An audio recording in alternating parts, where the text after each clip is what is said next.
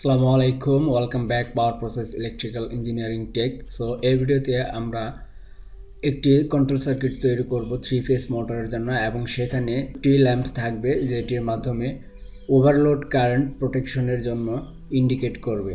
ওকে, so এর জন্য প্রথমে আমরা আমাদের 3 ফেজ যে লাইন, সেই লাইনটাকে নিয়ে নিচ্ছি। লাইনটাকে নেওয়ার পর এভাবে ড্র্যাগ অ্যান্ড ড্রপ করতে পারবো। তারপর আমরা এটাকে ধরে আমরা রোটেট করব। সো রোটেট করার পর জাস্ট আমরা এখানে বসিয়ে নিব আমাদের পজিশন অনুযায়ী।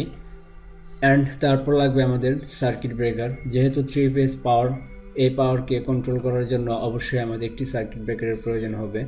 সো এখানে সার্কিট ব্রেকারের জন্য আমরা যে সিম্বলটি এখানে দেখতে পাচ্ছি, এখানে অনেকগুলো এলিমেন্ট আছে। সো এখান থেকে আমাদের খুঁজে নিতে হবে 3 ফেজ সার্কিট ব্রেকার। সো এটা হচ্ছে 3 ফেজ সার্কিট ব্রেকার। আমরা যখন 3 ফেজ সার্কিট ব্রেকারে ক্লিক করব তখন এটা ওয়ার্ক স্পেসে চলে আসবে, অ্যান্ড দেন আমরা এটাকে আমাদের ইচ্ছে মতো রোটেট করতে পারবো। সো আমরা এভাবে রাখছি, অ্যান্ড এখন আমরা কানেক্ট করব। সো কানেক্ট করার জন্য জাস্ট এই পয়েন্টে মাউসটি রেখে একটি ক্লিক করব। ক্লিক করার পর অ্যান্ড দেন এই পয়েন্টে এসে একটি ক্লিক করব, ওয়্যারটি জয়েন্ট হয়ে যাবে। সেমভাবে এগুলো আমরা কানেক্ট করে নেব।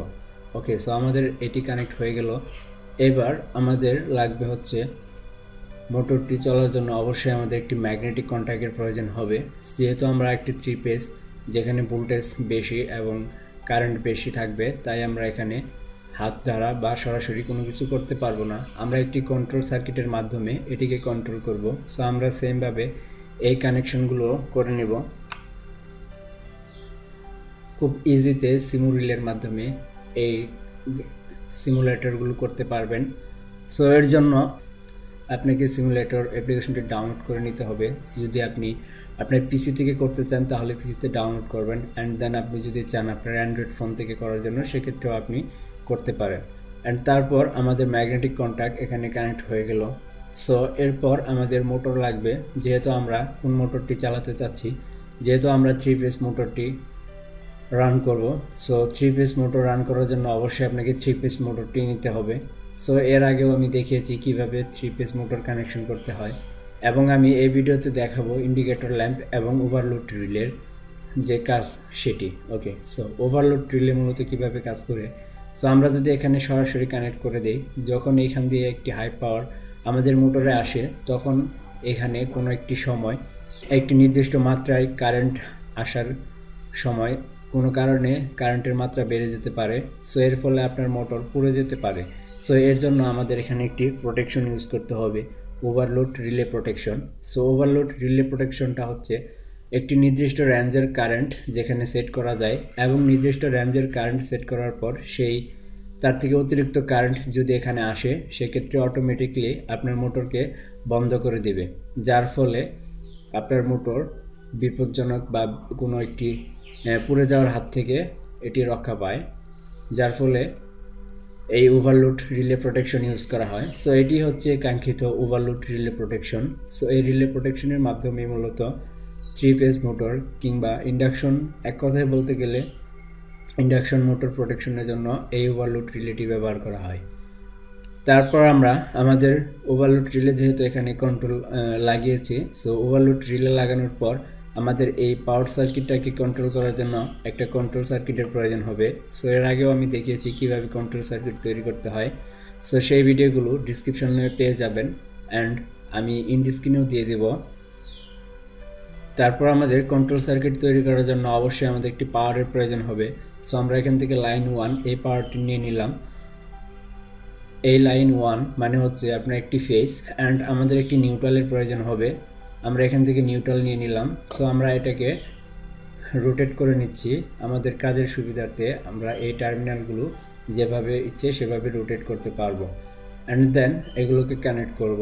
সো যেহেতু আমাদের লাইন, আমরা সবসময় লাইনের মধ্যেই কাজ করব, নিউট্রালটা প্লাস্ট শুধু কানেক্ট করে দেব।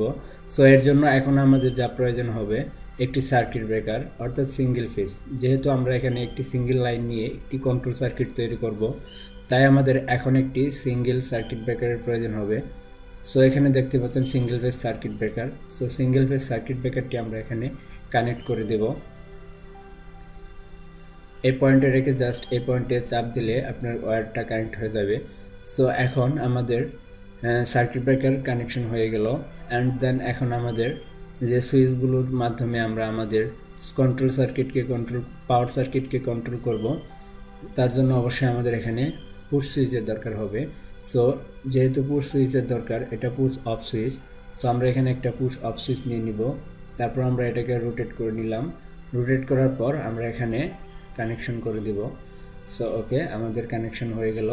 অ্যান্ড আমাদের একটি পুশ অন সুইচ লাগবে, অর্থাৎ নর্মালি ওপেন। সো এখন আমরা off switch, on switch, so আমরা এখান থেকে এটাকে রোটেট করব। রোটেট করার পর আমরা জাস্ট এটাকে এখানে রাখবো। সো আমরা যেহেতু একটি পাওয়ারের মাধ্যমে হাই ভোল্টেজ যে পাওয়ার, এই পাওয়ারের মাধ্যমে আমরা এই মোটরটাকে রান করে রাখবো, তাই আমাদের এখানে একটি ল্যাচিং সার্কিট তৈরি করতে হবে, অর্থাৎ ল্যাচিং তৈরি করতে হবে। সো ল্যাচিং কিভাবে তৈরি করে আমি দেখিয়ে দিচ্ছি, এর আগেও দেখিয়েছি। সো যারা বুঝতে পারে না তারা যেন ইজিতে বিষয়টা বুঝতে পারেন, তার জন্যই মূলত আমি আবারও দেখাচ্ছি। সো এখানে আমাদের অবশ্যই ইন্ডিকেটর ল্যাম্প থাকবে, তাই মূলত এই সার্কিটটি বা 3 পেজ মোটর কানেকশনটি আবার পুনরায় করা। সো এখন আমাদের এখানে প্রয়োজন হবে normally open contact. So normally open কন্ট্যাক্টটি হচ্ছে এটি। এই নর্মালি ওপেন কন্ট্যাক্টটি মূলত আমাদের এই সার্কিট ব্রেকারের নিচে যে আমরা একটি ম্যাগনেটিক কন্ট্যাক্ট লাগিয়েছি, এই ম্যাগনেটিক কন্ট্যাক্টের ওপেন সাইড। ওকে, সো নর্মালি ওপেন অর্থাৎ অ্যানো, যেখানে অ্যানো দ্বারা ইন্ডিকেট করা থাকে। সো এরকম। সো এখন আমরা এটাকে আমাদের ইচ্ছে মতো রোটেট করব। রোটেট করার পর আমরা এখানে আবারও এটিকে কানেক্ট করে দিব। অ্যান্ড আমাদের যে ম্যাগনেটিক কন্ডাক্টর, এই কন্ডাক্টরের একটি কয়েল আছে। সো এই কয়েলটি যেহেতু এটির ভিতরে থাকে, অ্যান্ড আমাদের এখানে সো এই ম্যাগনেটিক কন্ট্যাক্টের জন্য আমাদের এখানে রিলে কয়েল, তারপর এখানে হচ্ছে ম্যাগনেটিক কন্ডাক্টর কয়েল। যেহেতু এখানে ম্যাগনেটিক লেখা নেই, জাস্ট KM লেখা, সো আমরা এটাই হচ্ছে আমাদের ম্যাগনেটিক কয়েল। সো তার মানে এটার ভিতরের যে কয়েলটি থাকে A1 A2 দ্বারা চিহ্নিত করা থাকে, A1 আর A2, এটাই হচ্ছে মূলত আমাদের ম্যাগনেটিক কন্ট্যাক্টের কয়েল। আমরা এটাকে আমাদের কাজের সুবিধার্থে এখান থেকে জাস্ট আমরা এখানে নিয়ে নিলাম। অ্যান্ড যখন আপনি ফিজিক্যালি করতে যাবেন তখন কিন্তু এটি আপনার ম্যাগনেটিক কন্ট্যাক্টের A1 এবং A2 দ্বারা দুটি কানেকশন থাকবে, সেখানে আপনাকে পাওয়ার দিয়ে কানেক্ট করতে হবে। যেহেতু ম্যাগনেটিক কন্ট্যাক্টরকে চালু করার জন্য সেখানে আমাদের পাওয়ার দিতে হয়, তাই আমরা এই ম্যাগনেটিক কন্ট্যাক্টের A1 A2 আমরা এখানে কানেক্ট করে দেব। সো এখানে যেভাবে কানেক্ট আছে এই ওয়্যার অনুযায়ী আমরা যে সিমুলেটরটি করতেছি, এই সিমুলেটর অনুযায়ী আপনাকে কানেকশনটি করতে হবে। তারপর আমাদের ম্যাগনেটিক কন্ট্যাক্টটি কিন্তু আমরা আমাদের নিউট্রালের সাথে এবং এদিকে ফেজের সাথে যুক্ত করে দিলাম। অ্যান্ড এখানে কিন্তু আমাদের যে ল্যাচিং সার্কিট তৈরি করার কথা, এটা নর্মালি ওপেন, এটা হচ্ছে আমাদের এই ম্যাগনেটিক কন্ট্যাক্টের অ্যানো। সো আমরা এই অ্যানোর সাথে আমরা যখন এটি একটি ল্যাচিং তৈরি করলাম, এখন আমাদের এখানে যদি আমরা এই সার্কিটটাকে চালু করতে চাই তাহলে কিন্তু আমরা চালু করতে পারবো। এবং চলুন আমরা আগে দেখিনি। সো এখানে দেখতে পাচ্ছেন পাওয়ার চলে আসছে। এখন আমাদের সার্কিট ব্রেকারটাকে আমরা চালু করে দিলাম।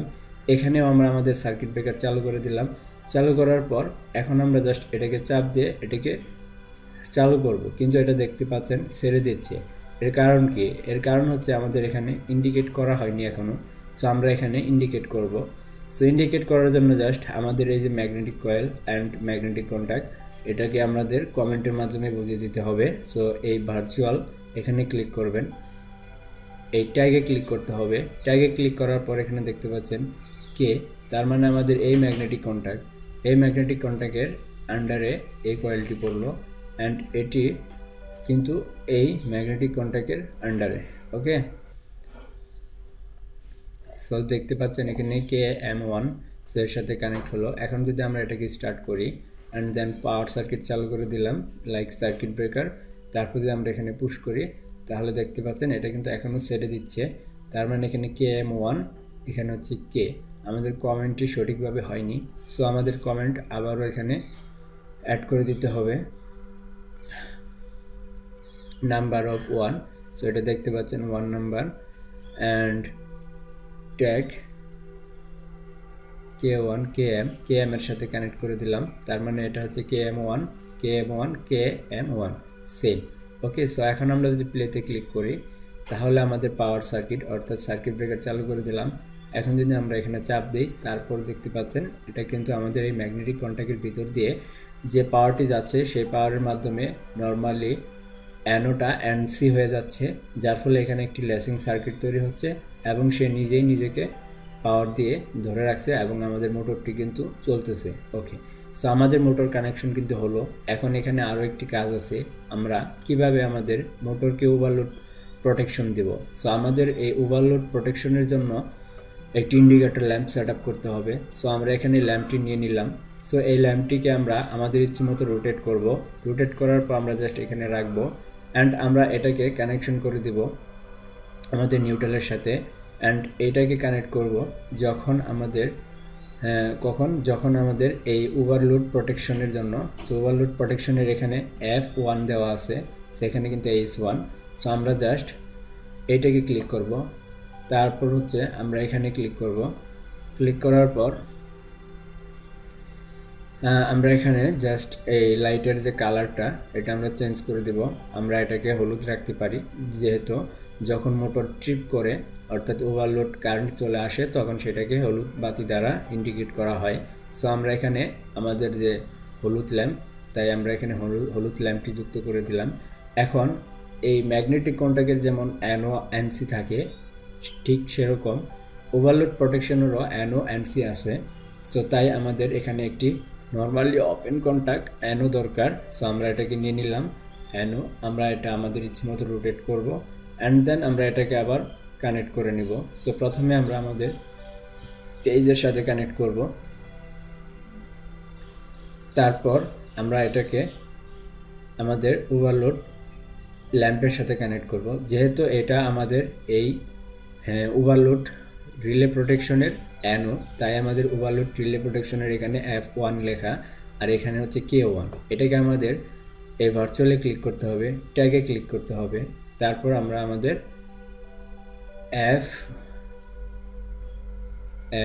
F1 সো F1টাকে কানেক্ট করে দেব।